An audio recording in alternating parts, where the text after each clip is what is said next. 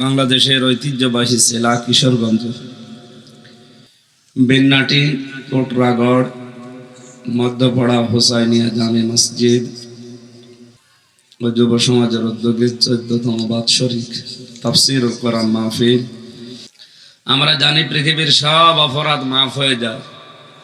এই যে সামনে যে রাত আসতেছে, শবে বরাত নামে আমরা যেটা জানি, আসলে হাদিসের নাম হচ্ছে লাইলাতুন নিসফি মিন শাবান, শাবানের 15 তারিখ।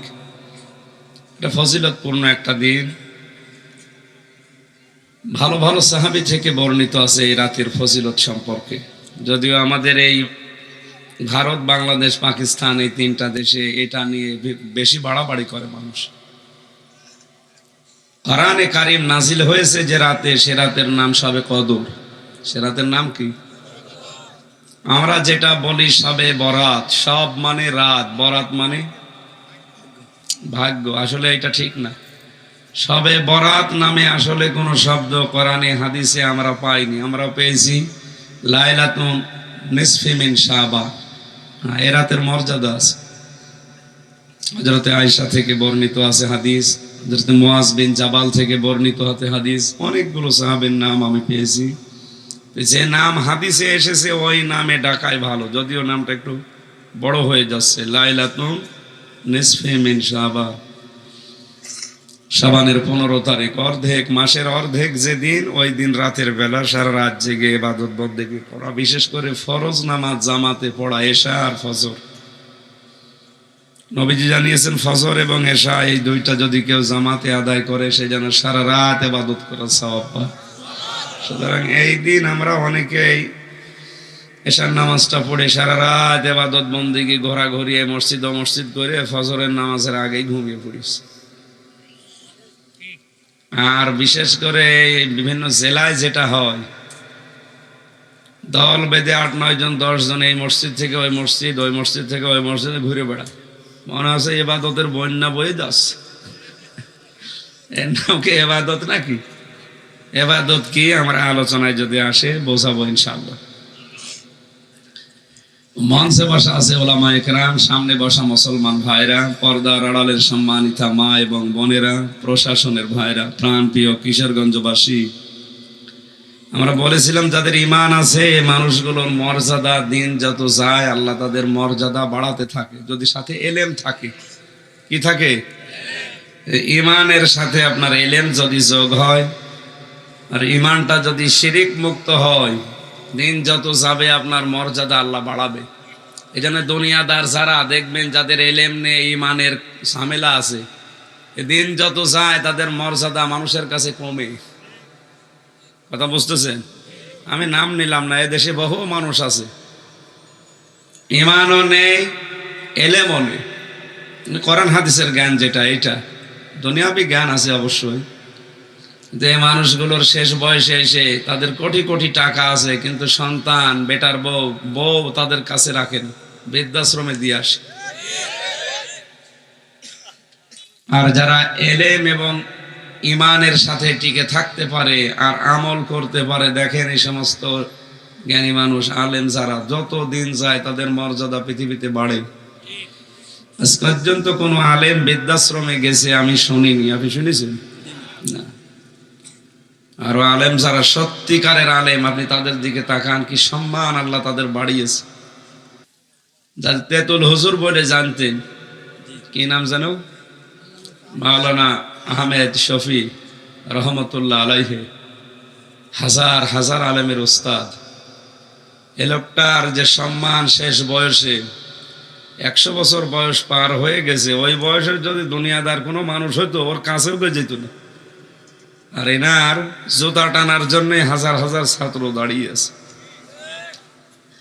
এই জন্য যাদের নাম বললাম, এই মানুষগুলোর শুধু দুনিয়া আমরা চাই না, মরণের পরেও এদের সম্মান যেন বাড়ে, সেই কাজ দুনিয়ায় করার তৌফিক আল্লাহ দান করেন, আমিন।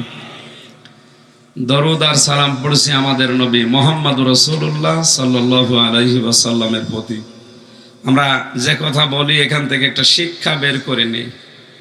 নিসফে লাইলাতুম মিন নিসফি মিন শাবান যে শব্দটা হাদিসে এসেছে, এটা নিয়ে যেহেতু আপনাদের এই এলাকা, এটা ময়মনসিংহ বিভাগে মানে নাকি ঢাকা বিভাগে, হয়তো ময়মনসিংহ, কিশোরগঞ্জ, নেত্রকোনা এই লাইনটা একটু ঝামেলা আছে। বিশেষ করে এই যে পাশে যে জেলা ব্রাহ্মণবাড়িয়া, যত গরম সন্নি ঠান্ডা সন্নি সব ওইদিকে। এরা মনে করে আমরাই সুন্নতের ওপরে আছি, আসলে সুন্নত কি এটা কোনোদিনও ভাবেও না। খালি ইয়া নবী সালাম আলাইকা পড়লে সুন্নত হয়ে গেল, মহব্বত হয়ে গেল। মান তামাসসাকা বিসুন্নতি ইনদা ফাসাদি উম্মতি ফালাহু আজরু মিয়াতি শাহীদ, হাদিস তিরমিজি শরীফ। নবীজি বলেন, আমার উম্মতের যখন দুরবস্থা চলবে, ওই সময় যদি কেউ একটা মরা সুন্নাত জিন্দা করতে পারে, তার আমল নামায় 100 গলা কাটা শহীদের সওয়াব দেওয়া হয়। আপনি এই হাদিসের লোড কি চিন্তা করছেন? কত বড় কথা। একজন যদি শহীদ হতে পারে সে জান্নাতে যাবে, তাও বিনা হিসাবে, বিনা বিচার, কারণ শহীদের কোনো বিচার নেই, হিসাবও নেই। কিয়ামতে যখন উঠবে, ওর রক্ত মাখা শরীর দেখে বিভিন্ন জায়গায় কাঁটা থাকবে, ওই জায়গা থেকে রক্ত ঝরবে। আল্লাহ পাক ডাক দিয়ে বলতে, কি বান্দা, এত রক্ত তোমার শরীরে কি করেছো? লোকটা বলবে, রব্বুল আলামিন দুনিয়ায় তোমার দিন কায়েম করতে গিয়ে কাফেরদের বিভিন্ন অস্ত্রের আঘাত আমার শরীরে এসে লেগেছিল। কেউ রাবার বুলেট ছুঁড়েছে, কেউ গুলি, কেউ বন্দুক দিয়ে বিভিন্ন কায়দায় আমাকে মারার জন্য চেষ্টা চালিয়েছে। যে সমস্ত জায়গায় এই অস্ত্রের আঘাত লেগেছিল, ওই জায়গা দিয়ে এখন রক্ত পড়ছে। আল্লাহ পাক ওই বিচারের ময়দানে ডাক দেবে, বান্দা, তোমার অন্তরের ভেতরে তোমার স্ত্রী, সন্তানাদি, দুনিয়ার মায়া মহব্বত, এগুলোর মায়া বেশি হয়নি।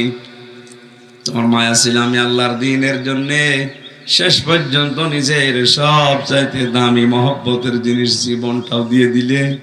আজকে তোমার আর কোনো বিচার নেই, হিসাব নেই, বিনা বিচারে আমার জান্নাতে চলে যাও। শহীদদের জন্য। কাদের জন্য? এইরকম 100 গলা কাটা শহীদের সওয়াব আপনার আমল নামায় থাকলে আপনি জান্নাত না পেয়ে পারবেন? মিয়াতি শাহিদ দিয়েছে। এবার খেয়াল করেন হাদিসের বাস্তব কি। সারা জীবনে হাদিসে জন্মের পর থেকে শুনছি, নবীর উম্মতের দুরবস্থা যখন চলবে, ওই সময় যদি কেউ একটা মরা সুন্নাত জিন্দা করতে পারে, 100 গলা কাটা শহীদের সওয়াব সে পেয়ে যায়। আর আমরা বলি সুবহানাল্লাহ। না, আপনাকে এখনই বলতে বলছি না, এবার দেখেন তো আসলে কি এটা। হাদিসটা নিয়ে চিন্তা ভাবনা করেছি আমি। গলা কাটা শহীদের সওয়াব 100 আল্লাহ এমনি এমনি দিয়ে দেবে না। বাস্তবে দেখবেন টুপি মাথায় দেওয়া সুন্নাত, এটা কিন্তু মারা না, মরে গেছে না। কেউ মাথায় দেয়, কেউ দেয় না। এখানেও যদি 1000 মানুষ থাকে, তাকান, হয়তো অর্ধেকের বেশি মাথায় টুপি আছে, কিছু মানুষ দেয়নি। এরা যারা দিয়েছে এমনি এমনি না সুন্নত মনে করে, কথা বলেন না কেন? তার মানে বোঝা গেল এ টুপি মাথায় দেওয়া সুন্নাত, কিন্তু মরে যায়নি, এখন জীবিত আছে। খাবারের পরে মিষ্টি খাওয়া সুন্নাত, এটা দেশে আছে না। আমার মনে হয় কোন সুন্নত যদি নাও মানিতে, এটা মানে খাবারের আগে যে 3টা সুন্নত আছে ওর মনে নেই। আল্লাহর নবী বলেছেন, এই পৃথিবীতে খাবারের আগে 3টা সুন্নাত আছে, আর খাবারের পরে আমার একটা সুন্নাত আমি দিলাম। আমার অধিকাংশ উম্মত গুলো খাবারের পরেরটা মানে, আগের 3টা মানে না। খাবারের আগে সুন্নাত হচ্ছে টুটি পর্যন্ত খাবেন না। এই কথা বলে কে গো? কথা বলে দেবেন ভাই। এখানে কথা বোঝে না, বাইরে যে তখন গেবত করে, হ্যাঁ রাজনীতি করে গেল। এটা রাজনীতি হচ্ছে? আপনাকে আমি চেষ্টা চালাচ্ছি সহজ ভাষায় বোঝানো। খাবারের আগে যে 3টা সুন্নত, নিজের পেটকে 3 ভাগ করে রাখা, 1 ভাগ খাবার, 1 ভাগ পানি, আর হজম হওয়ার জন্য 1 ভাগ। আপনি যখন মরণ পর্যন্ত একেবারে টুটি পর্যন্ত খেয়ে বসে আছেন, হজম হবে কি দিয়ে? ওই তখনই তো পেটের পীড়া দেখা দেয়। বিশ্ব নবীর কোনো দিন পেটের পীড়া, গ্যাস্ট্রিক, আলসার এগুলো ছিল না, অন্য রোগ ছিল। অথচ এই রোগগুলো এখন বাংলাদেশে বেশি। কথা বলেন। নবীজি জানিয়েছেন পৃথিবীর কোন নবীর পেট উঁচু ছিল না, প্রত্যেকটা নবীর বুক ছিল বড়, পেট ছিল ছোট। আর আমরা এমন উম্মত, আমাদের বুক খুঁজে পাওয়া যায় না, শুধু পেট। সে আলেম বলেন আর সালেম বলেন, সাধারণ যাই বলেন, অনেক অধিকাংশ মানুষের শুধু পেট, বুক খুঁজবেন পাবেন না। এত বড় বড় পেট হয়, মহিলারা দেখে আর লজ্জা পায়, আল্লাহ বাচ্চা হয় আমাদের আর পেট হয় ভুড়ি, আখেরি ভুড়ি।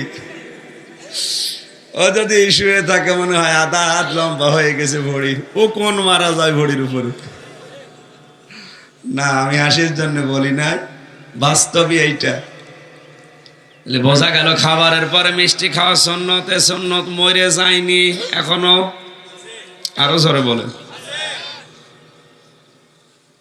এই যে দস্তরখানা বিছিয়ে খাবার খাওয়া সুন্নাত, অনেকেই খায় অনেকে খায় না, তার মানে এটা একেবারে মরে। জবাব দেন, মরে গেছে? আমি যত সুন্নত দেখেছি নবীজির এই 63 জীবনে বছর, জীবনের 40 থেকে 63, এই 23 বছরের কোন সুন্নত বাংলাদেশে নেই, আমি পাইনি। তবে একটা সুন্নত আমার দৃষ্টিতে ধরা পড়ে না। 10টা বছর নবী কোরআনে কারিম দিয়ে রাষ্ট্র চালিয়েছিলেন, এই সুন্নত এখনো বাংলাদেশে আসেনি। কথা বুঝতেছেন না? না বুঝে হাই করলেন। বলেন তো, 10 বছর নবী কোরআন দিয়ে মদিনার রাষ্ট্র চালিয়েছেন না চালাননি? নবী যেটা করেছে এটা কি? আরো জোরে বলেন। এই সুন্নতটা এখন আছে, এরা মরে গেছে। নবীদের হাদিস ছিল যে মরা সুন্নত যারা জিন্দা করবে। এই সুন্নতের কথা বললে আপনার কাছে রাজনীতি মনে হয়? আপনি মানুষ?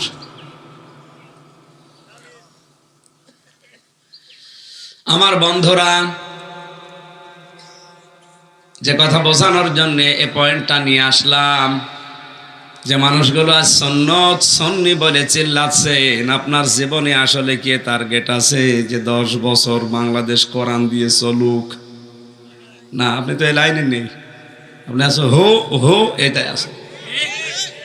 এগুলো পোড়াটা ভণ্ডামি, সিটারি, বাটপারি আর ধোকাবাজি ছাড়া কিচ্ছু না। এখন এই কথা শোনার পরে যারা সাধারণেরা যদি বলে হুজুর হুজুরে কামড়া কামড়ি করে, আরে ও হুজুর কে বলিস? হ্যাঁ, ওটা তো সত্য গোপনকারী। আর পৃথিবীতে যারা সত্য গোপন করে সব চাইতে আল্লাহ রাগান্বিত হন তার প্রতি বেশি। এমনকি কোনো হক কথা যদি কেউ জানার পরেও না বলে, সে আল্লাহর দৃষ্টিতে, রসুলের দৃষ্টিতে বোবা, শয়তান। আল্লাহ আমাদের কথাগুলো বোঝার তৌফিক দাও, আমিন।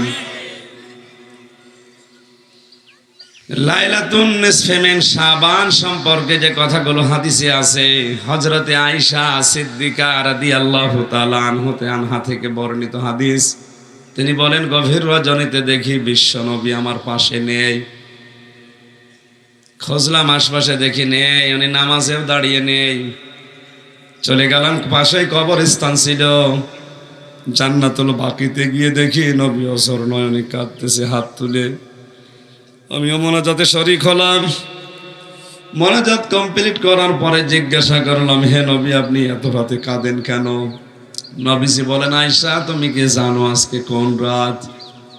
এটা শাবান মাসের 15 তারিখ, লাইলাতুন নিসফে মিন শাবান। এর মর্যাদা আছে। জিবরাইল আমাকে জানিয়েছে, রাতে মহান আল্লাহ তার বান্দা বান্দীদের মাফ করে দেন, শুধু 2 প্রকার মানুষ বাদ দিয়ে। কিশোরগঞ্জবাসী, সামনে কিন্তু রাত চলে এসেছে প্রায়। আপনি যদি ওই 2 প্রকারের কোনো এক প্রকারে পড়ে যান, আপনার এ রাতের ইবাদতেও মাফ হবে না।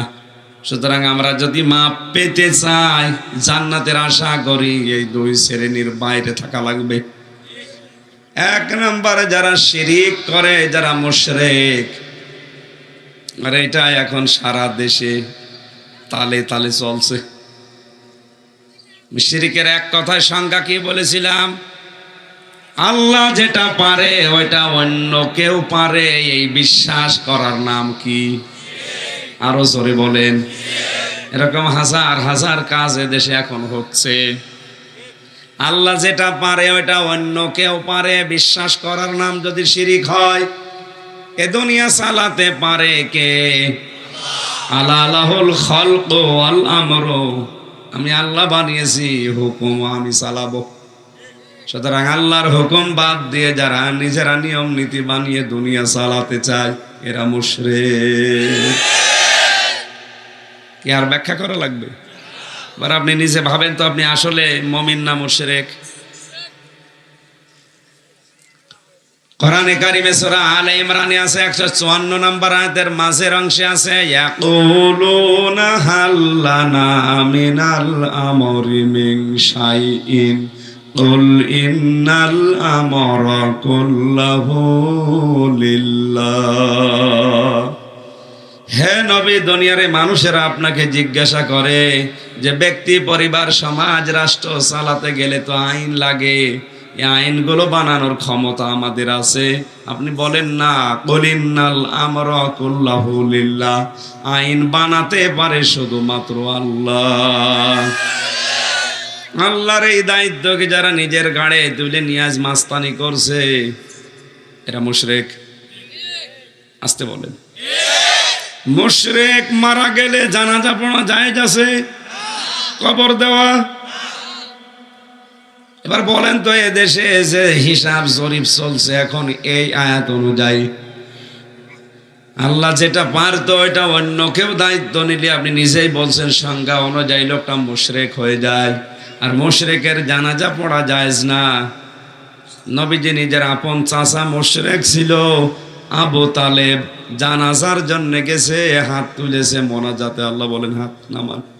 কার জন্য হাত তুলেছেন? কিশোরগঞ্জবাসী মাথা খাটান, বুদ্ধি খাটান। যে নবী জীবনে কোনোদিন হাত তুলেছে কবুল হয়নি, আমি তার জীবনে পাইনি, শুধু একটা জায়গায়। উনি যখনই হাত তুলেছেন সঙ্গে সঙ্গে আমার আল্লাহটা কবুল করে নিয়েছে। এমনকি হাতও তোলা লাগে নাই, মনের ভেতরে কামনা বাসনা আসলেই কবুল হয়ে যেত। এত সম্মান মর্যাদা আল্লাহ তাকে দিয়েছিলেন। তিনি যদি বলতেন হা, হালাল হয়ে গেছে। যদি বলতেন না, তামাম দুনিয়ার মানুষের জন্য এটা হারাম। তিনি সারে ছিলেন শরীয়ত প্রণেতা। এত বড় পাওয়ার যার, এই লোকটা হাত তুলে বসে আছে, আল্লাহ বলছে হাত নামান। অথচ বাংলাদেশে আমরা দেখি কত টাটকা মুশরিক মরে যায়, আর আমরা জানাজা করে কবরে দিয়ে 10টা গরু জবাই করে জান্নাতে দিয়ে আসি। মনে হয় কন্ট্রাক্টর নিয়েছে। এটা পুরা ধোকাবাজি, বাটপারি ছাড়া কিচ্ছু না ভাই। আপনার একটু চিন্তা আসে না যে নবী, এত বড় পাওয়ারফুল নবী, আল্লাহর পরে যার স্থান, তিনি হাত তুলে বসে আছে চাচার জন্যে। চাচা মুশরিক, এই জন্য আল্লাহ হাত ফেরত দিচ্ছে। আর আমির হামজা দোয়া করলে আপনি জান্নাতে চলে যাবেন 10টা গরু জবাই করে দিয়ে। কোথায় পেয়েছেন ভান্ডাম? এজন্য শিরিক বন্ধ করা লাগবে। ক্ষমতার উৎস আল্লাহ, এই কথা যারা বিশ্বাস করে না, ক্ষমতার উৎস জনগণ, এই কথা যারা বলে এরা মুশরিক। আমার তো হিসাব অনুযায়ী দেখছি দেশে 100 ভাগের 80-85 জন মুশরিক। অথচ এদেরই জানাজা হয়, এদেরই কবরে দেওয়া হয়। আর ওর ছেলে মেয়ে আত্মীয় স্বজন মনে করে এত বড় হুজুর যখন দোয়া করিস আল্লাহ জান্নাত না দিয়ে পারবেন। এত বড় হুজুর, নবীজির চাইতে বড় হুজুর আমি? কোন পাগলামিতে আছেন? আপনাকে তো আমি বাঁচার জন্য বলছি, আর আপনি উল্টা দিকে না এদের রাষ্ট্রের বিরুদ্ধে কথা বলে। এ তো আমি যা বলছে আমার ভেতরে লাগছে।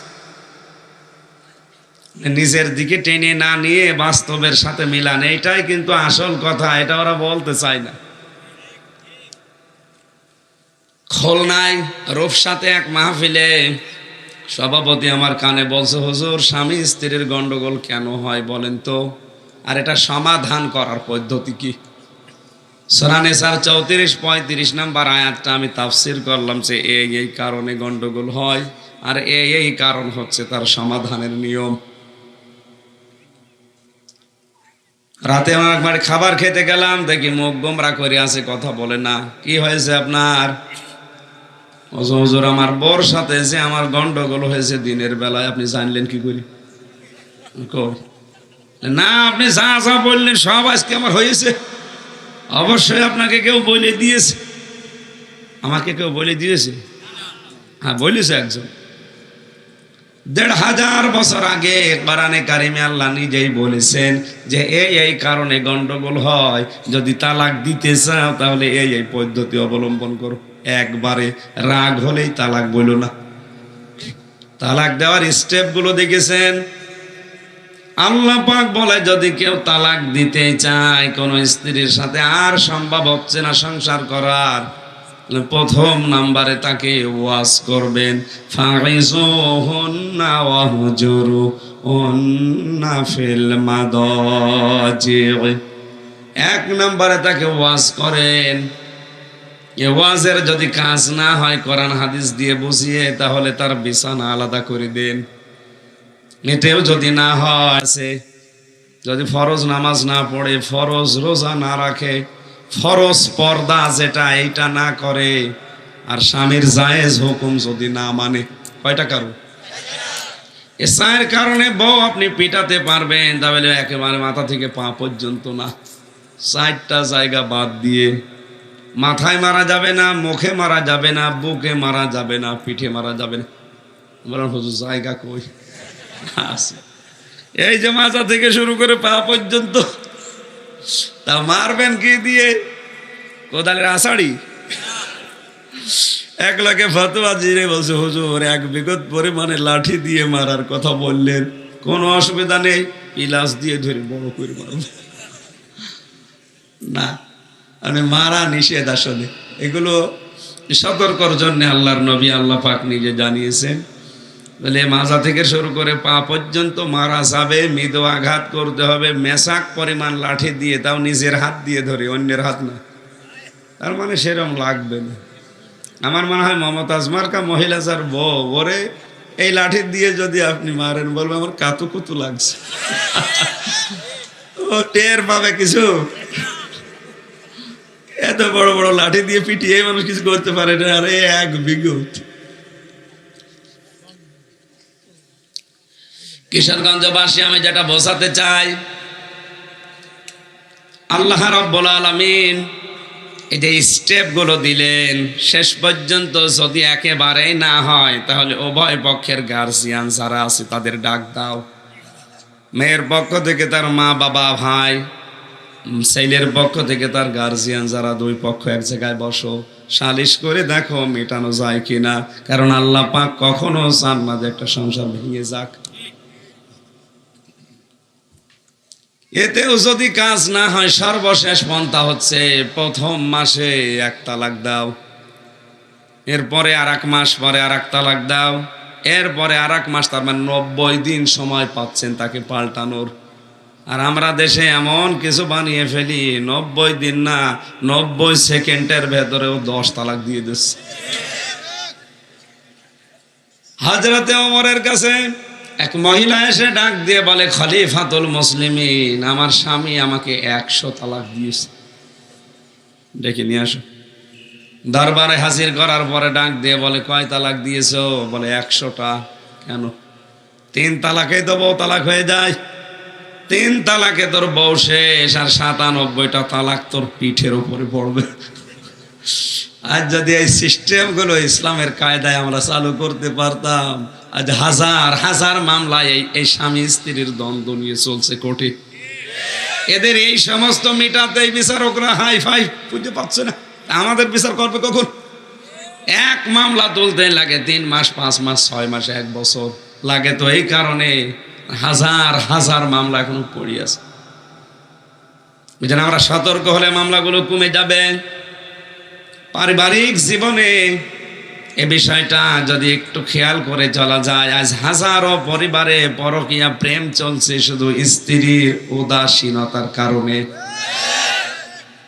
স্বামী স্ত্রীর কাছে যে রেসপন্স পাওয়ার কথা, যে সম্মান, যে আদর, ভালোবাসা, যে সময়, এটুকু পেতে পারে না, পায় না। এই জন্য বাস্তবে সে অন্য মহিলার কাছে লাইন করে।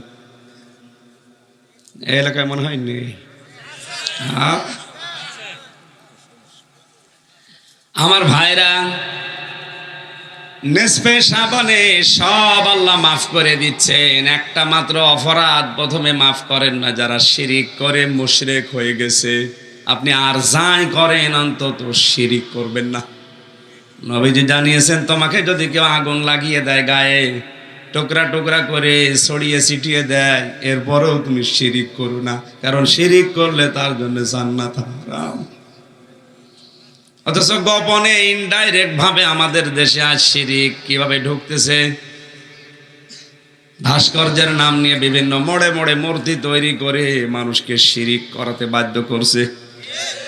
কে বলেছে একটা মানুষ মারা যাওয়ার পরে তার ছবি তার মাটি দিয়ে লোহা দিয়ে বানিয়ে রাখতে হবে? কে বলেছে আপনাকে বলেন তো? একটা সম্মান হইল তো। আর 2 দিন পরে তো কাকে ওর উপরে বসে প্রসাব করবে, পায়খানা করবে। আর শুধু এতটুকুই না, আপনার ক্ষমতা যখন শেষ হয়ে যাবে অন্য কেউ আসবে ওইটা আর রাখবে, ভেঙ্গে চুরে রাস্তায় ট্রাকের নিচে দেবে।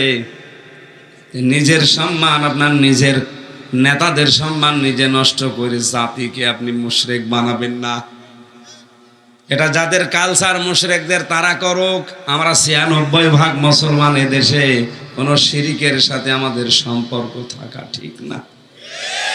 দ্বিতীয় নম্বরে আল্লাহর নবী বলেন, মুশাহিনু, যে মানুষগুলো দুনিয়ায় হিংসা করে, হিংসা তো দেশে নেই। আমার হোক, অন্য কারো যেন না হয়, শুধু আমি খাবো, আমি পরব, অন্য কেউ যেন না খায় না পরে, এই ধান্দায় যারা আছেন তারা নেসফে শাবানেও মাপ পাবেন না। আল্লাহ আমাদের হেফাজত করুন, বলেন আমিন। সূরা দুখান থেকে মাত্র 5টা আয়াত পড়েছি। কোরআনে কারিমের কথা বলতে গেলে আমার বাবাও যদি অপরাধী হয়, আমার বাবারও লাগবে। কথা বলেন না কেন? আমি তো শক্ত কথাগুলো আল্লাহ যেভাবে শক্তভাবে বলেছেন বলতে চাই, এই কারণে আপনি যেন থেমে যান। সূরা দুখান শব্দের শাব্দিক অর্থ হচ্ছে ধোঁয়া। দোকান মানে কি? এই যে ধোঁয়া ওঠে না, এখান থেকে তাদখিন, তার মানে ধূমপান, বিড়ি যেটা বলে। তাহলে বিড়ির নামও কোরআনে আছে, তাহলে বিড়ি খাওয়া যায়। এই যে তাদখিন মানে ধূমপান, ধূম মানে ধোয়া, পান মানে খাওয়া, পান করা। ধোয়া যারা পান করে এদেরকে আমরা ধূমপায়ী বলি। কিয়ামতের আগে একটা ধোঁয়া দিয়ে আল্লাহ তামাম দুনিয়া অন্ধকার করে দেবে, তার নামও তাদখিন বা দুখান। আল্লাহ আলোচনা করছেন এই সূরার ভেতরে প্রায় 27টা। কান খাড়া করে কোরআনের আয়াতগুলো বোঝার জন্য চেষ্টা করেন। হামিম ওয়াল কিতাবিল মুবিন। আল্লাহ পাক বলেন হামিম, এগুলোর অর্থ আমি আল্লাহ ছাড়া কেউ জানে না। যদিও কোন মুফাসসির বলেছে হামিম এটা আল্লাহর নবীর নাম। বিশ্ব নবীকে পড়া কোরআনে আল্লাহ 7টা নামে বিশেষভাবে সম্বোধন করেছিলেন। ইয়াসিন, তাহা, আহমদ, মুহাম্মদ, মুজাম্মিল, মুদাসসির আর আব্দুল বা আব্দুল্লাহ। কয়টা? তাহলে হামিম এটা নবীজির নাম না, এটার অর্থ আমরা জানি না, আল্লাহ জানে। পড়া কোরআনে এরকম অক্ষর আছে 29টা। কয়টা? এবার আসেন মূল কথা। আল্লাহ শুরু করছেন ওয়া, এটা শপথ। আল্লাহ কসম দিচ্ছেন, শপথ করছেন। অল কিতাবিল মুবিন, কিতাবের আগে আছে আলিফ লাম। কিতাবের আগে কি? এই আলিফ লাম দিয়ে আল্লাহ নির্ধারিত করে দিয়েছে এই পৃথিবীতে স্পষ্ট কিতাব মাত্র একটা। কয়টা? কোরআনে কারিমকে আল্লাহ উদ্দেশ্য করছেন যে কোরআনে কারিম স্পষ্ট কিতাব। অথচ আমরা এখানে যারা আছি হাতে গোনা 5-7 জন বাদ দিয়ে কোরআন সবার কাছে স্পষ্ট না অস্পষ্ট? বলেন বলেন। অস্পষ্ট হয়ে আছে, আমরা বুঝি না। কোরআনে কারিম যারাই বোঝে, যারা এর স্পষ্ট ভাষাগুলো আয়ত্ত করেছে, আপনি দেখবেন তারা আর গোপনে থাকে না, অস্পষ্ট থাকে না। দুনিয়ার জীবন যত কঠিন হোক তারা ওই ওপেন হতে চায়, স্পষ্ট হতে চায়। দেশের অবস্থা দেখে অনেকেই বড় বড় মাওলানা পর্যন্ত বলছে হুজুর দোয়া করেন, দেশের অবস্থা ভালো না, দিনকাল ভালো না, গোপনে আছি। কিসে আছে? আরে ভাই, দিনকালকে ১৫০০ বছর আগে এর চাইতে ভালো ছিল। তখন তো করাত দিয়ে মানুষ ছিঁড়ে ফেলতো। এক কথা বলেন না কেন? কঠিন অবস্থা সাহাবায়ে কেরামের জীবনে গেছে, তার ১০০ ভাগের ১ ভাগও আপনি এখনো পাননি। হ্যাঁ, যারা পাচ্ছে তাদের কথা আলাদা, আপনার জীবনে তো তাদের ১০০ ভাগের ১ ভাগও আসেনি। এজন্য স্পষ্ট কিতাবের কাছে যারা আসবে, যদি এটা বুঝতে পারে তামাম দুনিয়া একদিকে হলেও তাকে আপনি গোপনে রাখতে পারবেন না, সেও স্পষ্ট ওপেন হতে চাইবে। আল্লাহ ঘোষণা দিচ্ছেন, ইন্না আনজালনাহু ফি লাইলাতিন মুবারাকা, অবশ্যই আমি আল্লাহ একটা বরকতময় রজনীতে কোরআন নাযিল করেছি। এখানে বরকতময় রাত মানে শবে কদর। এই আয়াতের তাফসিরে অন্য জায়গায় আল্লাহ জানিয়েছেন, ইন্না আনজালনাহু ফি লাইলাতিল কদর, অবশ্যই আমার কোরআন আমি নাযিল করেছি লাইলাতুল কদরে। তাহলে এই আয়াত দিয়ে যারা ইঙ্গিত দিতে চায় যে এটা শবে বরাতের আয়াত না, এটা মিথ্যা কথা। কথা বুঝতেছেন? যদিও কেউ কেউ ইঙ্গিত দিয়েছে, কোন কোন মতাবলম্বী আলেমেরা জানিয়েছে এটার দ্বারা শবে বরাত বা নিসফে শাবান উদ্দেশ্য হতে পারে। লাইলাতুল মুবারাকা, বরকতময় রাত, যেটা কোরআন আল্লাহ নাযিল করেছে আমাদের কাছে স্পষ্ট, তার নাম লাইলাতুল কদর। লাইলাতুল ইন্না কুন্না মুনজিরিন, অবশ্যই আমি আল্লাহ নিজে তোমাদের জন্য সতর্ককারী। এখানে সতর্ককারী স্বয়ংকে। একটু ভালো করে শোনেন, হজের ঘোষণা কিন্তু আল্লাহ ইব্রাহিম নবীকে দিয়ে দিয়েছিলেন। ওয়াদ্দিন ফিন নাসি বিল হাজ্জি ইয়াতুকা রিজালা ওয়া আলা কুল্লি দামিরিন মিন কুল্লি ফাজ্জিন আমিক। হে নবী ইব্রাহিম, আপনি হজের ঘোষণা দিয়ে দেন। হজের জন্য আপনি আযান দেন, আহ্বান জানান, এলান করেন।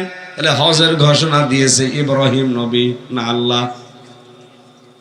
আপনারা বুঝতেছেন? কিন্তু এখানে যে আয়াত, ইন্না কুন্না মুনজিরিন, আমি আল্লাহ নিজে সতর্ক করছি। ওয়াইস্তাযানা রাব্বুকুম, আল্লাহ আযান দিচ্ছেন। আল্লাহ পাক যেন নিজে মাইক হাতে নিয়ে ঘোষণা দিচ্ছে, একটি এলান, একটি ঘোষণা। জোরে বলেন সুবহানাল্লাহ। আল্লাহ নিজে যদি এই কিশোরগঞ্জের বিন্নাটি এলাকায় এসে একটা মাইক হাতে নিয়ে বলে একটি ঘোষণা, আমরা একটু কান খাড়া করব না? মনে করেন ওই রকম কথা আল্লাহ বলছেন, ওয়াইস্তাযানা রাব্বুকুম, একটি ঘোষণা তোমার রবের পক্ষ থেকে। এ কথার ওজন কত হয়তো আমরা অনেকে টের পাচ্ছি না। আল্লাহ নিজে যখন সতর্ক করছেন, খুব খেয়াল করেন। নিসফে শাবানে সবার মাফ হয়ে যাচ্ছে, মাফও পেয়ে যাচ্ছে, শুধু মুশরিকরা বাদ দিয়ে আর হিংসুক বাদ দিয়ে। আজ আমাদের অধিকাংশ মানুষের ভেতরে এই দুইটা রোগ বেশি। আমরা হিংসা থেকে নিজেকে আজ বাঁচাতে পারি না। আমার নিজের হোক, অন্য কারো যেন না হয়। জোরে বলেন নাউজুবিল্লাহ। আমি নিজে তামাম দুনিয়ার মালিক হয়ে গেলাম, সারা পৃথিবীর ক্ষমতা আমার হাতে। বলেন তো কি হবে আমি যদি মাফ না পাই আল্লাহর কাছে? আমি এসেছিলাম খালি গায়ে খালি পায়ে ন্যাংটা অবস্থায়, হয়তো 50, 60, 70 বছর দুনিয়ার জীবনে কিছু গেলে কাটালাম। এরপরে যখন ফিরে যাব ওই সময়ও খালি গায়ে খালি পাই। মাঝখান থেকে কিছু সময় দুনিয়ায় আনন্দ উল্লাস মজা করে গেলাম, আমার আগেও কিছু নেই পরেও কিছু নেই, শেষ। আমি কি গরু ছাগল? বলেন বলেন। আমার তো একটা উদ্দেশ্য আছে। আফাহাসিবতুম আন্নামা খালাকনাকুম আবাসা ওয়া আন্নাকুম ইলাইনা লা তুরজাউন। মানুষ কি মনে করে এমনি এমনি তারে বানিয়েছি, অযথা বানিয়ে ছেড়ে দিয়েছি না? ওকে মনে করছে যে আমার কাছে আশা লাগবে না ওর? উদাসীন জীবন বন্ধ করেন। আমি সহ যারা এসেছি আমাদের এখনই উদাসীনতা বন্ধ করা লাগবে। কারণ কখন কিয়ামত চলে আসে বলা যায় না। অনেকে মনে করছে না এখনো ১,৫০০ বছর পরে কিয়ামত, কে বলেছে? কোরআনে কারিমে আল্লাহ জানিয়েছে চোখের পলক উপরে তুলে ফেলতে যতটুকু সময় লাগে এ সময়ের ভেতরেও কিয়ামত কায়েম হয়ে যেতে পারে। কারণ কিয়ামত কায়েম হওয়ার যে 15টা নিদর্শন আমি পেয়েছি হাদিসে, তার অধিকাংশগুলো এখন প্রায় সব কমপ্লিট। সবচাইতে বড়টা হচ্ছে আমানতের খিয়ানত, আর যেটা তামাম দুনিয়ায় এখন সবচাইতে বেশি হচ্ছে আমানতের খিয়ানত। মানে অনেকে মনে করে যে টাকা রাখলাম, এটা আমানত, ফেরত দিল না, খিয়ানত না, এটা না। শুধু এইটাই না, আমানতের খেয়ানত মানে যে যেই চেয়ারে বসার যোগ্যতা রাখে না, ওই চেয়ারে যদি তাকে বসানো হয় আর সে যে জোর করে বসে, এটা আমানতের খেয়ানত। আপনি নিরপেক্ষ দৃষ্টিতে বলেন তো, বাংলাদেশে এটা এখন হচ্ছে না? হচ্ছে না? কত বিশ্ববিদ্যালয়ের ভাইস চ্যান্সেলর, অথচ ওই বিশ্ববিদ্যালয়ের শিক্ষক হওয়ার যোগ্যতাও নেই, 50 লাখ 1 কোটি টাকা দিয়ে জোর করে ওই চেয়ারে বসে আছে। এটা আমানতের আর একটু নিচে নামলে তো আমিও ধরা পড়ে যাব।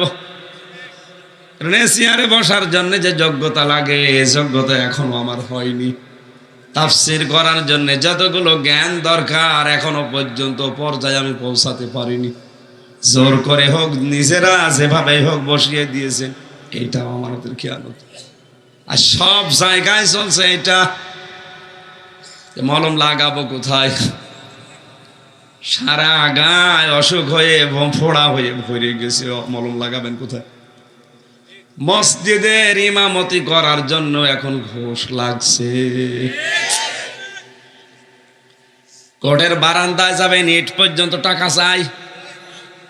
আজ হাজত আছে ছিলাম কয়েকদিন, কয়েকজন এসেছে দেখা করার জন্য, কিছু টাকা দিয়েছে, খাবার কিনে নিয়েন।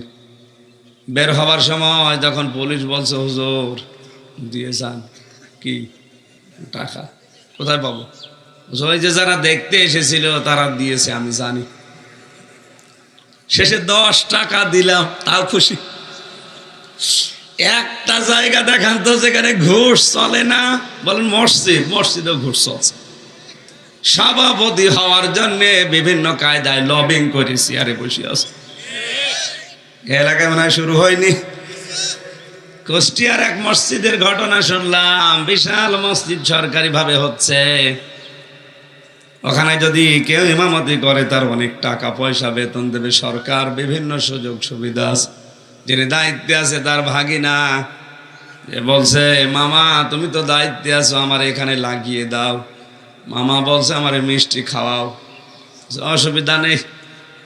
ও মনে করছে মিষ্টি খেতে আর কয় টাকায় লাগবে, না 5,000 টাকায় লাগলো। মামা কত লাগবে? 10 লাখ। 10 লাখ মিষ্টি খেতে যদি 10 লাখ লাগে, তুমি দই খেতে কত চাবা? এই চলছে আমাদের অবস্থান। আর সব চাইতে এই সিটারি বাটপারিটা হয় বেশি আদালতে। একেবারে নিচ থেকে শুরু করে উপর পর্যন্ত যারাই দায়িত্বে আছে, এটা রেকর্ড হচ্ছে, কালকে ওদের কানে যাবে। কারণ আমি 3 বছর কারাগারে থেকে এটাই দেখলাম। যত ভালো মানুষই ধরি, টাকাগুলো খেয়ে বলে আবার দেন। সেগুলো কি করলেন? কি ছতা নাতা দিয়ে আন্দাজে এক কথা বুঝিয়ে দেয়। এই 3টা বছরে আমার বাবারে ওরা ফকির করে ফেলেছে, অথচ অপরাধ কিচ্ছু জানি না, বাড়ি থেকে ধরে নিয়ে যাবো, থাক পড়ি থাক। মামলা দিয়েছেন, দেন। কত চোর দেখলাম বের হয়ে চলে যায়, কত মার্ডার মামলার আসামি 3 মাসে বের হয়ে চলে গেছে। আমার সামনে জামালপুরের মার্ডার মামলার আসামি 3 মাস কয়দিনে যেন বের হয়ে চলে গেল। তার একটা না 4টা মার্ডার করেছে, তার বউকে, তার শাশুড়িকে, তার পালিত মেয়েকে এবং তার শালাকে, 4 জনকে মার্ডার করেছে এক জায়গায়। ধরাও পড়েছে, সাক্ষী প্রমাণ সব কমপ্লিট, কিন্তু বের হয়ে গেল 3 মাস কয়দিনে যেন চলে গেল। আমি তাদের দেখে দেখে ভাবতাম, আল্লাহ আমি কি করেছি যে 3টা বছর হয়ে যাচ্ছে, আমার হাইকোর্টে পর্যন্ত জামিন দেয় না। এদেশে আজ হাজারো লুচ্চা, হাজারো মার্ডার মামলার আসামি, খনি সন্ত্রাসী, ওদের মামলা হয় ঠিক, জামিন পেয়ে যায়। শুধু জামিন হবে না, আলেমদের থাক পড়ি একেবারে, যতদিন পর্যন্ত জিবরাইল কিছু না বলবে থাক পড়ি, এই হয়ে গেছে জায়গা। আর মাঝখান থেকে যারা দায়িত্বে ভেতরে ভেতরে আছে, এই উকিল থেকে শুরু করে পেশকার থেকে ম্যাজিস্ট্রেট, জজ, মামলার আয়ু, এরপরে বিচারপতি, যারা আছে এই মাঝখান থেকে লক্ষ লক্ষ টাকা পরিবার থেকে নিয়ে নিচ্ছে। আপনি হারাম কামাই করে মনে করছেন আপনি আরামে খেতে পারবেন? কোরআন আমি 100 ভাগ বিশ্বাস করি।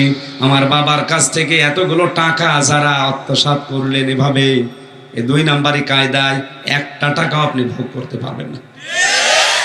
আমি মুসাফির, এখন আমি অসুস্থ, এখন আমি মজলুম অবস্থায় আছি। আল্লাহর কাছে মজলুমের দোয়া ফেরত আসে না।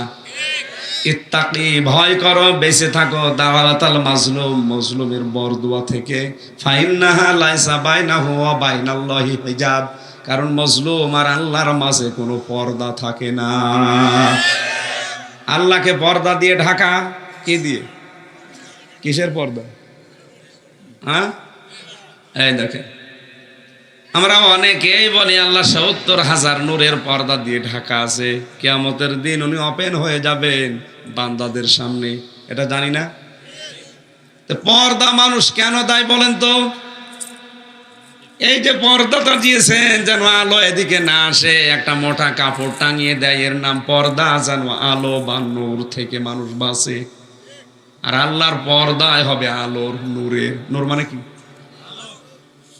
আল্লাহ একটা দুইটা না 70,000 যে পর্দাগুলো নূর দিয়ে আলো দিয়ে বানিয়ে রেখেছেন, তা আলো দিয়ে পর্দা বানালে দেখা যাবে না? এক কথা বলেন না কেন? আল্লাহ বলেন এই যে পর্দা, এটা আলাদা সিস্টেমের, তোমাদের জ্ঞানে ধরবে না। এই পর্দা আল্লাহ রাখে না যখন কোনো মাজলুম আহাজারি করে কিছু বলতে থাকে। আজ হাজারো প্রশাসনের মানুষকে দেখি, বিচার ব্যবস্থায় যারা আছে দেখি, ওদের অধিকাংশ সন্তানগুলো বিকলাঙ্গ হয়, নাই পাগল হয়, না উন্মাদ হয়ে যায়। এগুলো ওই মজলুমদের বরদুয়া।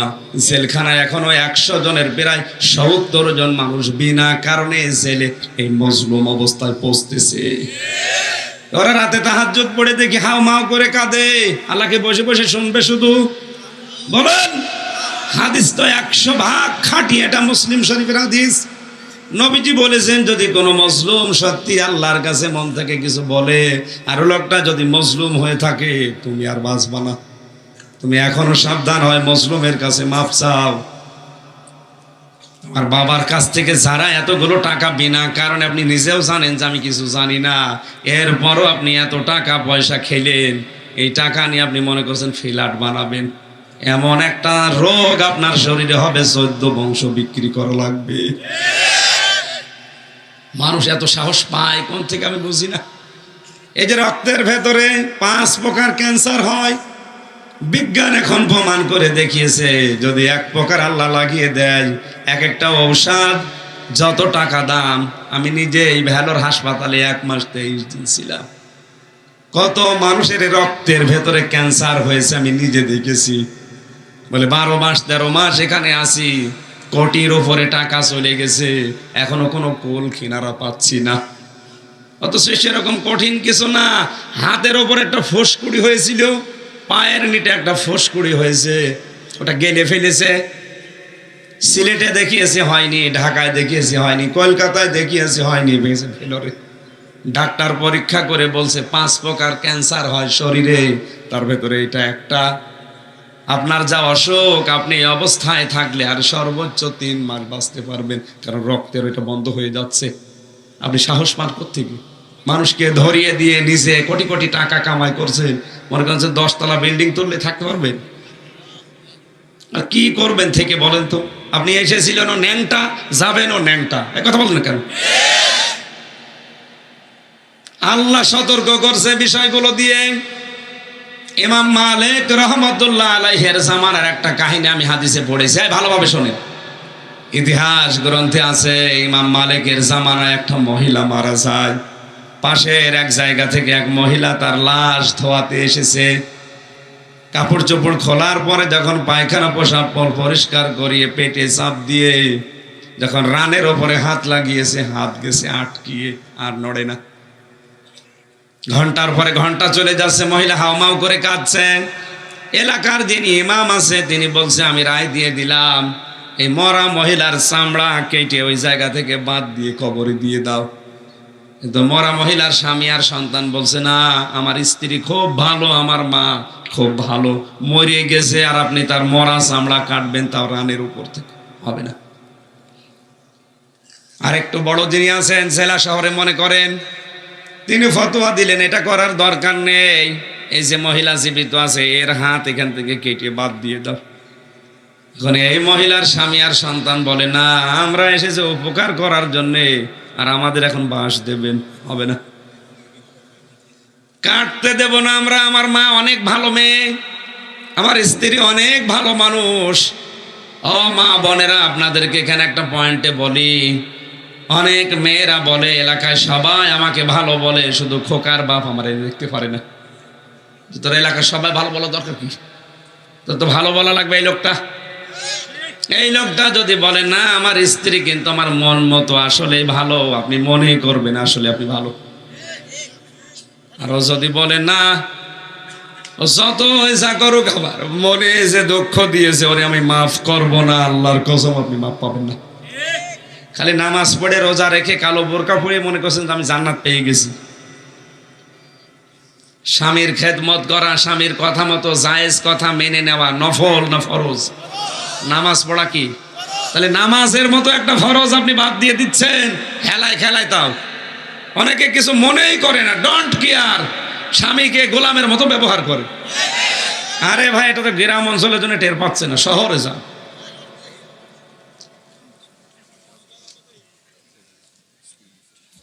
একটু খেয়াল করে শোনেন, এখানে কয়টা শিক্ষা আছে আমি বের করব।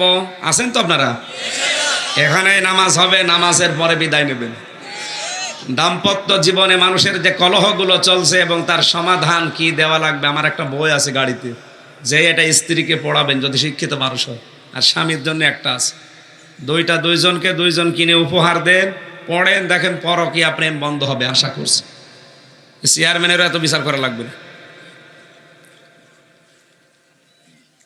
এরা দুইজন বিপদে পড়ে গেল, কি হয় কি করি? তখন ওই দেশের প্রধান বিচারপতি যিনি ইমাম মালিক, চিফ জাস্টিস, তাকে ঘোড়ায় চড়ে নিয়ে আসা হলো। কয়েক ঘন্টা পার হয়ে যাচ্ছে, এ সমাধান হয় না, দুই পক্ষের দুই পক্ষই মানে না, আপনি একটু সমাধান করে দেন। উনি আসলেন, মেয়েটিকে পর্দার আড়ালে দাঁড় করালেন। বাইরে থেকে এদের আত্মীয় স্বজন যারা আছে দুই পক্ষকে দাঁড় করিয়ে বললেন, দেখো মেয়ে, তুমি লাশ ধোয়ানোর সময় কি কি হয়েছে সত্যি করে বলো। মেয়েটা বলে, আমি কিছু করিনি, কিছু জানিও না, ও তো ভালোভাবেই ধোয়াচ্ছিলাম, হঠাৎ করে রান আমার হাত আটকিয়ে গেছে। ইমাম মালিক বলে, না, এ কথা মেলে না, আমার কাছে কিন্তু রাডার আছে কোরআনের, আমার কাছে হাদিসের রাডার আছে, আমি কিন্তু ধরে ফেলবো, সত্যি কথা বলো। অমাইয়া কেসেবে খতিয়াতান আও ইসমান সুম্মা ইয়ারমি বিহি বারিয়ান ফাকাদ হিতামালা বুহতানা ওয়া ইসমাম মুবিনা। আল্লাহ পাক বলেন সূরা নেসার 112 নম্বর আয়াত। এটা অনেক মানুষ আছে নিজে পাপ করে, নিজে অন্যায় করে, আর অন্যায়টা যখন হয়ে যায় তখন একটা নিরপরাধ ভালো মানুষের মাথার উপরে চাপিয়ে নিজে ভালো সাজে। এই অপরাধটা বাংলাদেশে আছে না নেই? হ্যাঁ মেয়ে, এরকম কিছু করেছো কিনা বলো? তোমার হাত তো এমনি আটকানোর কথা না। মেয়েটা ভয়ে ভয়ে বলছে, হ্যাঁ আমার একটা কথা মনে পড়ছে, আমি যখন কাপড় খুলে ওরা শরীর থেকে ময়লা আবর্জনা পরিষ্কার করে যখন হাত রাখতে যাচ্ছিলাম, তখন আমার মনে মনে এই মহিলার প্রতি একটা খারাপ ধারণা এসেছিল। কিছুদিন আগে এই মেয়েটা একটা পুরুষ মানুষকে সাথে নিয়ে বাড়িতে ঢুকছিল। আমি লাশ ধোয়ানোর সময় ওই খারাপ ধারণার অনুভূতি নিক্ষেপ করেছি, এত ভালো ভালো করে তোমারে মানুষ, তোমার চরিত্র তো ভালো না। অথচ ওই ছেলেটা পরে খোঁজ নিয়ে জানলাম ওই ছেলেটা ওনার নিজের আপন ভাইয়ের ছেলে। একটা মহিলার 14 জন পুরুষের সাথে দেখা করা যায় যাচ্ছে, তার ভেতরে আপন ভাইয়ের ছেলে আছে না নেই? হ্যাঁ, কথা বলে না কেন? আপন ভাইয়ের ছেলের সাথে বিয়ে করা যায় যাচ্ছে, তার মানে হারাম এটা। তা আপনি আপন ভাইয়ের ছেলের সাথে বাড়িতে গেলেন না ঘরে গেলেন, এখানে আপনার দরকার কি আন্দাজে? কত মানুষকে দেখে উল্টা পাল্টা ধারণা করে, এরকম মানুষ দেশে নেই। ইমাম মালিক হাদিস বললেন তাকে, মান সালিমাল মুসলিমুনা মিন লিসানিহি ওয়া ইয়াদিহি। আল্লাহর নবী বলেন ওই লোকটা মুসলমান যার হাতের দ্বারা মুখের দ্বারা মুসলমানেরা শান্তি পায়। এই কথা ঠিক আছে? হ্যাঁ ঠিক আছে। কিছু কিছু মানুষ বলে ওই লোকটাই মুসলমান যার হাতের দ্বারা মুখের দ্বারা মানুষ শান্তি পায়। এখানে মানুষের কথা নেই, মুসলিমুনা মুসলমানের কথা আছে। এখানে হাত মানে এই হাত শুধু না, ক্ষমতার হাত, পাওয়ারের হাত, আইনের হাত, টাকা পয়সার হাত। আপনার এই সমস্ত হাতের দ্বারা কি আসলে মুসলমানেরা শান্তিতে আছে? আপনার মুখের দ্বারা কি আসলে মুসলমানেরা শান্তিতে আছে? অবশ্যই মুখ দিয়ে এমন কিছু নিক্ষেপ করেছে এই মহিলার উপরে, এই গণাটার কারণে আল্লাহ তোমারে আটকিয়ে দিয়েছে। আমার মনে হয় যদি সিস্টেম এখন চালু থাকতো, কত মানুষের হাত কত জায়গায় আটকিয়ে যেত। মেয়েটাকে ডাক দিয়ে বলে, তুমি যখন অপরাধ করেছ মাপ আমার কাছে আর চেয়ে হবে না, আল্লাহর কোরআনে যে বিচার ব্যবস্থা আছে আমি ওইটা দিয়ে বিচার করব। সূরা নূরের 4 নম্বর আয়াত তেলাওয়াত করে তিনি জনগণকে শোনালেন, ওয়াল্লাযীনা ইয়ারমুনাল মুহসানাতি সুম্মা লাম ইয়াতু বিআরবা'তি শুহাদা ফাজলিদুহুম সামানিনা জালদা ওয়ালা তাকবালু লাহুম শাহাদাতান আবাদা।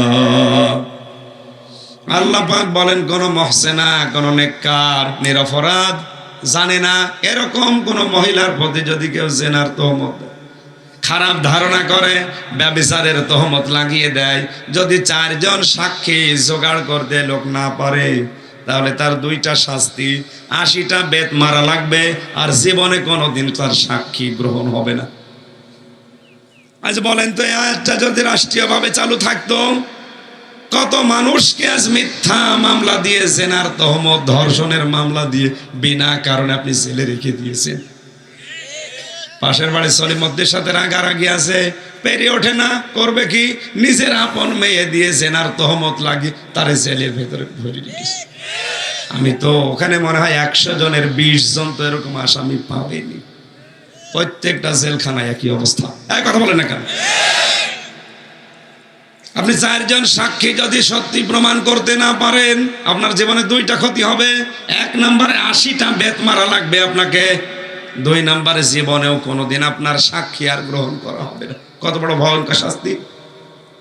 মেয়েটাকে বললেন সাক্ষী কয়, বলেন নেই, এটা আমি মনে মনে করেছিলাম, মনে মনে করে আজ ধরা পড়ে গেছো, তোমার কোরআনের আয়াত দিয়ে বিচার করে দিলাম, মারো। জল্লাদ 79টা মেরেছে কিন্তু হাত খোলে না। জল্লাদ ডাক দিয়ে বলে, আপনি কি বলেন ইমাম সাহেব?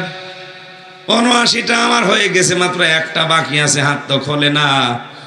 ইমাম মালিক বলে, না, কোরআন মিথ্যা হতে পারে না, আর 1টা বাকি আছে, তুমি চালাও। বিসমিল্লাহ বলে যখন আরেকটা দিয়েছে, হাত খুলে গেছে। কোরআনে কারিমের কোন নিয়ম দিয়ে যদি দুনিয়াতে ওই পাপের বিচার হয়ে যায়, কিয়ামতে মহান আল্লাহ ওই পাপের জন্য ডবল করে বিচার করে না। আজ বাংলার জমিনে এই যে সতর্ক বার্তাগুলো আল্লাহ কোরআনে কারিমের এই আয়াতগুলো থেকে আমাদেরকে দিচ্ছেন, আমরা যদি এই পরনিন্দা করা, গীবত করা, সমালোচনা করা, এর কথা ওর কাছে লাগানো, এগুলো বন্ধ না করি, এই শাবান মাস আসবে, বছরে বছরে চলে যাবে, আমাদের কোনো লাভ হবে না। আমরা নিজেদের চরিত্র সংশোধন করি, কারণ আল্লাহ নিজে সতর্ক করছেন, ফিহা ইফরাকু কুল্লু আমরিন হাকিম। আল্লাহ পাক বলেন এই রাতে আমি ভালো ভালো সিদ্ধান্তগুলো কিন্তু গুরুত্বপূর্ণ নিয়ে নেই। আমার পক্ষ থেকে আমার আইন অনুযায়ী, আমার আদেশ অনুযায়ী এগুলো হয়। ইন্না কুন্না মুনজিরিন ইন্না কুন্না মুরসিলিন, নিশ্চয় আমি রাসূলদের পাঠিয়ে থাকি। এখন ব্যাখ্যামূলক কথা অনেক আছে, হাজার হাজার কথা আছে এক একটা আয়াতে। দিনের বেলা আর আমার এই যে আসরের পরে আবার অনুষ্ঠান আছে গাজীপুরে, সময় দিয়েছিলাম 1টা পর্যন্ত, 1টা 20-15 বাজতেছে। আমিন। বারাকাল্লাহু লানা ওয়া লাকুম ফিল কোরআনিল আযীম। আল্লাহুম্মা আমিন।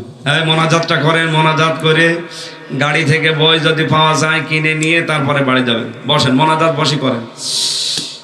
রব্বানা যালামনা আনফুসানা ওয়া ইল্লাম তাগফির লানা وترحمنا لنكونن من الخاسرين রব্বুল আলামিন আমি অসুস্থ হয়ে আছি মেহেরবানি করে তুমি আমার কণ্ঠটাকে আগের অবস্থায় ফিরিয়ে দাও আমার শরীরে যে রোগগুলো আছে রোগগুলো তুমি মেহেরবানি করে দূর করে দাও শেফায়ে কামিলা জেলা নসিব করো মুক্ত জীবনে যখন ফিরিয়ে দিয়েছো তোমার বান্দাদেরকে সহজ সরল ভাষায় কোরআন হাদিসের কথাগুলো বলার তৌফিক আমাকে ভিক্ষা দাও এ মাহফিলের আয়োজন করতে গিয়ে তোমার যে বান্দারা শ্রম দিয়েছে আল্লাহ আমি অনেককে চিনি না যারাই চেষ্টা চালিয়েছে আল্লাহ এই সন্তানদেরকে যে মা পেটে নিয়েছে মায়ের পেট খাদিজার মতো বানিয়ে দাও আমাদের মাহফিলে উপস্থিত হয়েছে আমাদের অভিভাবক শফিকুল ইসলাম আল্লাহ চেয়ারম্যান সাহেবকে কবুল করে নাও তার জীবনের ভালো কাজগুলো মঞ্জুর করো অন্যায় যেগুলো করেছে আল্লাহ নিজ করে মাফ করে দাও তার পিতামাতাকে ক্ষমা করো স্ত্রী সন্তান যেগুলো আছে আল্লাহ তাকে সহি সালামতে রাখো দুশমনের দুশমনি হিংসুকের হিংসা জালেমের জুলুম থেকে তোমার বান্দা শফিককে বাঁচাও মাহফিলের সম্মানিত দুইজন সভাপতি তোমার আলেম বান্দা মাওলানা ফজলুর রহমান মাওলানা কাজী আব্দুল হান্নান আলেমদেরকে আলেম হিসাবে মঞ্জুর করে নাও আল্লাহ তাআলা এটা গ্রাম অঞ্চল এলাকার মানুষের কর্মজীবনে বরকত দাও এলাকার মাটির নিচে যারা ঘুমিয়ে আছে এদেরকে ক্ষমা করে দাও মা বোনেরা পর্দার আড়ালে আছে আল্লাহদেরকে রোগ শোক থেকে বাঁচাও যে গুনাহগুলোর ব্যাপারে তুমি সতর্ক করলে পরনিন্দা করা পরচর্চা করা আল্লাহ মানুষের গীবত করা খারাপ ধারণা করা এগুলো থেকে তুমি আমাদের মা বোনদেরকে বাঁচাও সম্মানিত মা বোনেরা নিজের বাবার বাড়ি ছেড়ে যারা স্বামীর বাড়িতে এসে অশান্তিতে আছে আল্লাহ তাদের শান্তি দান করো স্বামী সোহাগিনী বানিয়ে দাও আগামীতে এই মাহফিলটা কোরআনের জন্য আরো বড় করে কবুল করে নাও আমার ইব্রাহিম ভাই অসুস্থ দোয়া চেয়েছে আল্লাহ তাকে ক্ষমা করো সম্মানিত পরিচালক সহ এ মাহফিলের জন্য যেইভাবে চেষ্টা চালিয়েছে প্রত্যেককে তুমি মেহেরবানি করে এগিয়ে নাও বারাকাল্লাহু লানা ওয়া লাকুম ফিল কোরআনিল আযীম কখন মরণ চলে আসে জানি না মরতে আমাদের দুঃখ নেই কিন্তু আমরা শাহাদাতের মরণ চাই আল্লাহ আমরা শুনেছি শাহাদাতের মরণে পিপিলিকায় কাটার মতো কোনো কষ্ট নেই দুনিয়াতে যখনই মরণ আসবে আমাদের এই জবানে একবার হলেও জারি করে দিও লা ইলাহা ইল্লাল্লাহু মুহাম্মাদুর রাসূলুল্লাহ। আসসালামু আলাইকুম।